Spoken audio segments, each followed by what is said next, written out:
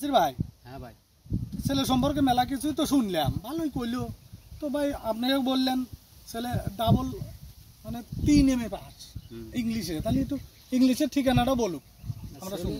ছেলে আমি বলছি বিকম পাস, আপনি হয়তো বলবেন ছেলেটা হলো double MA pass. Double MA pass, আচ্ছা ঠিক আছে, একটু ইংলিশের ঠিকানাটা বলতে বলেন। আচ্ছা বাবা, তাহলে ইংলিশে তোমার ঠিকানাটা একটু বলো শুনি, একটু শুনি।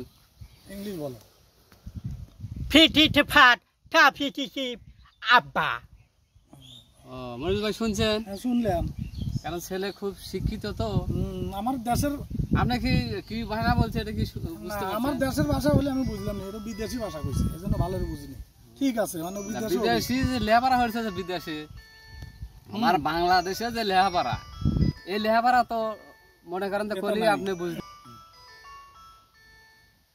তাহলে ভাই হাতে সময় নাই, চলেন দেখলাম মাশাআল্লাহ, আবার আমরা বলে দেবো না, আপনি ঘটকের মাধ্যমে ওদের বলেন কি হয়, তাহলে ওটা যাক।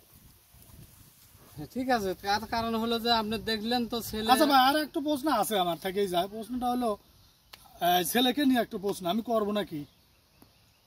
করেন, সমস্যা নেই। আপনি যেহেতু বাবা, আপনি বাবা আল মাবুদ, মনে করো আমার মেয়েটাও তো বুঝতে চাও, বাইরের দেশে থেকে লেখাপড়া করছে, আদরের মেয়ে যখন যা চায় তাই দিছি, তখন মনে করো মেয়েটা তো তোমার সাথে বিয়ে দেবো, কারণ আমার মেয়েটা তো মনে করো একটু রাগুনতে বা একটু অভিমানী। এক সময় যদি আমার মেয়েটা তোমার উপরে রাগ করে, তাহলে তুমি কিভাবে তার অভিমানটা ভাঙাবে? পাগল বাবা তুই ভাত খাইস বাবা।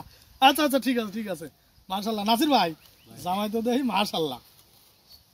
আপনার মেয়ে যদি ভাত না খায়, দেখেন এই আপনার পাওই জড়া ধরছে, তাহলে আপনার মেয়ে যদি রাগ করে, তাহলে নিশ্চয়ই তাহলে আপনি হসুর হবেন, তাই আপনারই পাও ধরছে, তাহলে মেয়ের কোনো ধরবে পারে? মেয়ের পাও ধরে আমার মাটি খামসা লাগি না, এ বিষয়ে সে অভিজ্ঞ।